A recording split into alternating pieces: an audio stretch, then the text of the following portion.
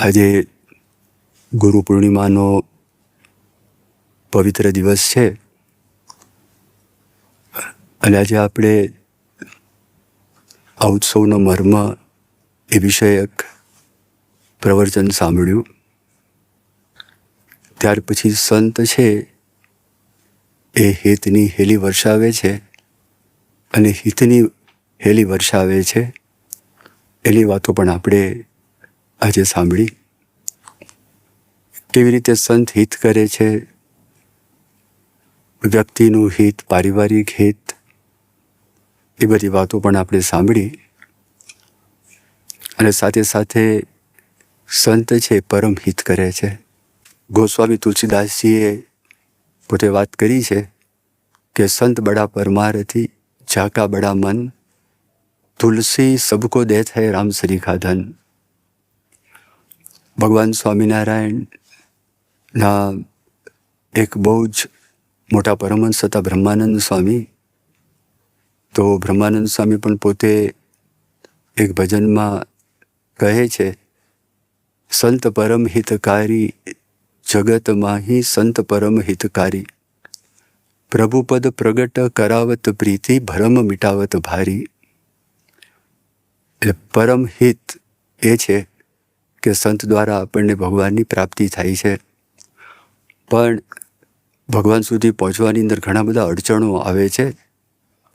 વ્યસનો છે, ખરાબ સ્વભાવો છે, તર્ક છે, આ બધા મોટા મોટા વિઘ્નો, મોટા મોટા અડચણો પણ આવે છે. પણ સાચા સંત મળે તો સાચા સંત છે તો આ બધા વિઘ્નો છે એ વિઘ્નોને ટાળી અને આપણને ભગવાનના ખોળામાં બેસાડી દે છે.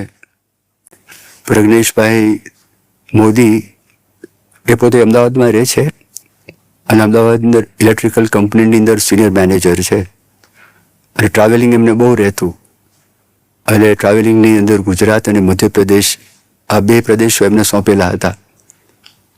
અને એ ટ્રાવેલિંગ દરમિયાન જ એમને બધા વ્યસનો શરૂ થયા અને વ્યસનો એટલા બધા વધતા ગયા, વ્યસનોને પોતે ગુલામ થઈ ગયા.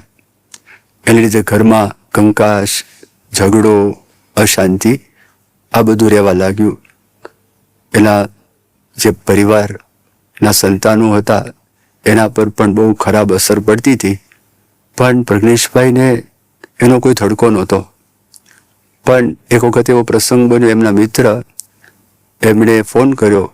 ફોન કરીને વાત કરી કે ગોંડલની અંદર અક્ષરદેરી એનો સાર્ધ શતાબ્દી મહોત્સવ એ ઉજવવાનો છે, તો તમે મારી સાથે આવો. એટલે એણે પૂછ્યું કે શું આ અક્ષરદેરી શું છે, સાર્ધ શતાબ્દી શું, સંતો, આ બધા પ્રશ્નો પૂછ્યા. અને જ્યારે એમના મિત્રએ વાત કરી ત્યારે એમણે કહ્યું, જો સંતો સંતોનું કામ કરે, આપણે આપણું કામ કરીએ, મારે કંઈ આવવાની ઈચ્છા નથી.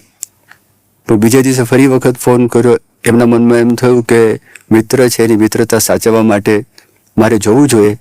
અને ગોંડલ તો ગયા પણ મોડા ઉઠનારા અને પાછા ફૂલ વ્યસન, બધી જ પ્રકારના વ્યસનો. એક દિવસ વ્યસન વગર રહેવાય નહીં.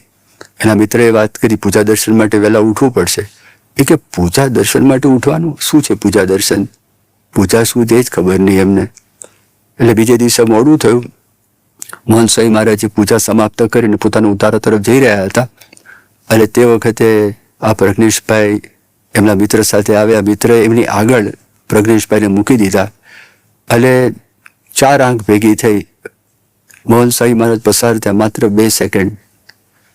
એ વર્ણન કરે છે કે એ 2 સેકન્ડને હજી સુધી હું વ્યક્ત કરી શક્યો નથી.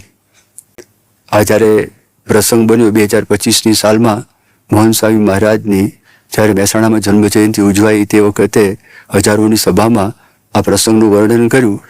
અને 2018થી 2025ની સાલ જે વખતે બોલ્યા અને તે વખતે વાત કરી કે 7 વર્ષ સુધી મને કોઈ દિવસ કંઈ સંકલ્પ થયો નથી. જે મારાથી કોઈ દિવસ છૂટતું નહોતું એ તો ક્ષણાર્ધની અંદર ક્યારે છૂટી ગયું એનો મને ખ્યાલ પણ એ ના આવ્યો. અને આજે તો અમદાવાદની અંદર શાયોના તિલક સિટીની અંદર પોતે નિરીક્ષક છે. આખા કુટુંબના બધા જ સભ્યો એ બધા સત્સંગની સેવા કરે છે, સત્સંગમાં સમર્પિત છે. તો એવી રીતે સાચા સંત મળે તો તે વખતે વ્યસનોથી માણસ છે મુક્ત થાય. ક્યારેક એવો પ્રસંગ બને, નાના હોય ત્યારે ધાર્મિક હોય, મંદિરે જતા હોય, પણ જેમ ભણવાનું શરૂ થાય, તર્કનો વિકાસ થાય, ભગવાનને પણ ભૂલી જાય, નાસ્તિકતા છે એ ઘર કરી જાય. ઓસ્ટ્રેલિયા મેલબર્નની તરફ એક પ્રસંગ બન્યો. એક બહુ જ સારા ડૉક્ટર, સેવાભાવી ડૉક્ટર, અને કોઈ પણ વ્યક્તિ ત્યાં આગળ જાય સેવા કરે, પણ ભગવાનમાં શ્રદ્ધા નહીં. મોહન સ્વામી મહારાજ ત્યાં આગળ પધાર્યા હતા 2024ની સાલમાં. તો તે વખતે આ ડૉક્ટરને વાત કરી કે તમે મોહન સ્વામી મહારાજના દર્શન કરવા માટે આવો. એને સ્પષ્ટ ના પાડી કે આ પૃથ્વી પરનો સૌથી વધારે નાસ્તિક માણસ હું છું, અને તમારો બહુ આગ્રહ છે અને પ્રેમ છે, તો વધારે 5 મિનિટ, એના કરતાં વધારે હું નહીં રોકાવું. સ્વામીને મળવાની તો કોઈ ઈચ્છા હતી જ નહીં, પણ ત્યાં આવ્યા અને ભગવાનની કૃપા હશે તે વખતે બાળકોનો કાર્યક્રમ હતો, અને બાળકો એટલે સત્સંગ દીક્ષાચંડ મુખપાઠ કરેલો હતો, અને નક્કર વિદ્વાન આવું બિરુદ પરમ પૂજ્ય મોહન સ્વામી મહારાજે કૃપા કરીને આ બધા બાળકો ઉપર વરસાવેલું હતું. એ સભામાં બેઠા 5 મિનિટને બદલે 1.5 કલાક ક્યાં પસાર થઈ ગયો તો એની સુરત જ ના રહી. અને ત્યાર પછી તો સ્ટેજ ઉપર પરમચિંતન સ્વામી મોહન સ્વામી મહારાજ વતી એમને હાર પહેરાવ્યો, નાડાચડી પહેરાવી. મોહન સ્વામી મહારાજે એમને સ્મૃતિ ભેટ આપી કે જે વ્યક્તિ એમ કહેતા કે આ પૃથ્વી પરનો સૌથી વધારે નાસ્તિક માણસ હું છું, એના બદલે એણે જોયું, ઓહો, આ તો કોઈક જુદા જ પુરુષ છે. અને એમણે પછી કીધું કે હું ધાર્મિક પણ છું. પેલા શ્લોકો બોલતો હતો, જે ના પાડતા હતા, તો એમણે મોહન સ્વામી મહારાજ છે તો એમની પાસે ફોટો પણ પડાવ્યો. થોડા દિવસો પછી મોતિયાનું ઓપરેશન હતું, એના માટે પણ આશીર્વાદ છે, એ આશીર્વાદ માંગ્યા. એમણે એવું કીધું કે તમારા સંતો અથવા કોઈ પણ સત્સંગીને જ્યારે પણ જરૂર પડે વિના સંકોચે મને કહેજો, મારે તો સેવા જ કરવી છે. પછી જતાં જતાં એમણે એક વાત કરી. એમણે કીધું, ઓસ્ટ્રેલિયાની અંદર આ બાળકો આવી રીતે બોલે છે, તૈયાર થયા છે, આવું દ્રશ્ય મેં પહેલી વખત જ જોયું. એટલું જ નહીં, મોહન સ્વામી મહારાજના મુખારવિંદ ઉપર માત્ર એક જ વસ્તુ મને દેખાઈ, પીસ, શાંતિ. એમની ઓરા કે એમની આભા જ જુદી હતી. એટલે નાસ્તિક માણસ છે એ પણ વ્યક્તિ એના અંતરતલની અંદર જે આસ્તિકતાના ભાવ રહેલા છે, આવા પુરુષના દર્શન કરવાથી એ પણ જાગૃત થાય. અને બહુ જ મોટું હિત મોહન સ્વામી મહારાજ છે અંત સમય પોતાના ભક્તોને ભગવાનના ધામમાં લઈ જવા માટે, એ તેડવા માટે આવે છે.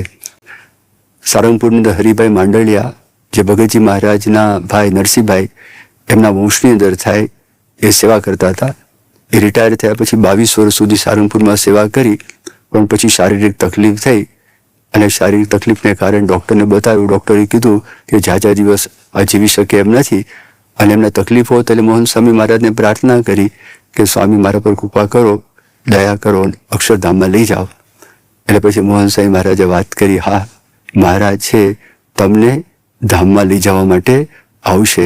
એટલે એમણે કીધું, સ્વામી આ પણ સાથે આવજો. સ્વામી કે અમે પણ સાથે આવીશું. એ સ્વામી બાંયધરી આપી.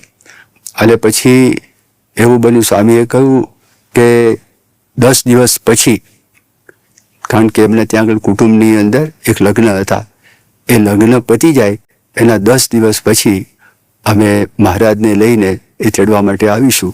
અને ખરેખર એવો પ્રસંગ બન્યો કે જ્યારે 10મી ડિસેમ્બરનો દિવસ હતો, અને તે વખતે ત્યાં આગળ એમણે દર્શન થયા. એમણે વાત કરી કે મહારાજ સ્વામી આવ્યા છે, અને મોહન સ્વામી મહારાજ પણ આવ્યા છે, અને મને દર્શન થાય છે. એમણે વાત કરી. અને બીજે દિવસે 11 તારીખે 10 દિવસ પૂરા થયા, અને ફરી વખત તેમને બધાના દર્શન થયા. એમણે કીધું, આ તો શ્રીજી મહારાજ, ગુણાતાન સ્વામી, ભગતજી મહારાજ, શાસ્ત્રી મહારાજ, યોગીજી મહારાજ, પ્રમુખ સ્વામી મહારાજ અને મોહન સ્વામી મહારાજ બધા જ મને આવ્યા છે ચડવા માટે, એમ કહી અને દેહ છોડી દીધો. એટલે આજે વાત કરી કે પ્રભુપદ પ્રગટ કરાવત પ્રીતિ, ભરમ મિટાવત ભારી, એ વાત કરી. સાક્ષાત ભગવાન છે, ભગવાનની પ્રાપ્તિ એ સંત કરાવે છે. તો એવા સંત આપણને પરમ પૂજ્ય મોહન સ્વામી મહારાજ આજે આપણને મળ્યા છે. છતી દેહે મોક્ષની પ્રતીતિ કરાવે એવા છે, અને દેહ મૂક્યા પછી અક્ષરધામમાં લઈ જાય એવા છે. તો એમને આપણે રાજી કરી શકીએ અને પ્રાર્થના કરીએ કે મહારાજ એમને ખૂબ નિરામય દીર્ઘાયુષ્ય આપે.